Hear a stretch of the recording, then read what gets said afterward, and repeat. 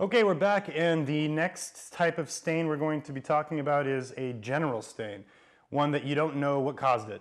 So you're going to use a series of trial and errors. It's only 3 steps. The first one, you want to scrape as much of the material as you can off of the carpet, if you can. And once you do that, you just want to begin with soap and water. Just a little bit of mild liquid detergent and some water, and you want to just blot it. And so if it's a weak stain, that should pull it right out. And you could do a series of repeating the rinsing and blotting to get it off. Now, if that doesn't work, you'll need to switch to something a little bit more intrusive, which would be rubbing alcohol, isopropyl.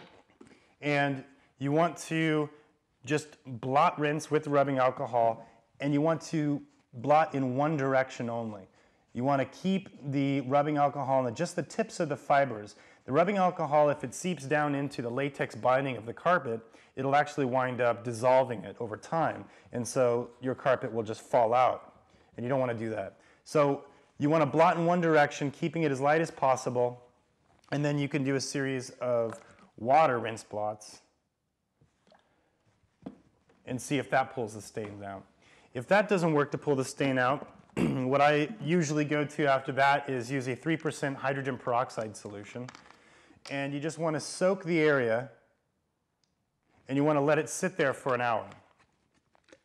And once you come back, you just blot the area dry, and that should take out the rest of the stain. You don't have to worry about rinsing after that, because the reason that hydrogen peroxide comes in an opaque container is because it's sensitive to light. Light actually will convert it back into a water state anyway, so you don't have to rinse it out.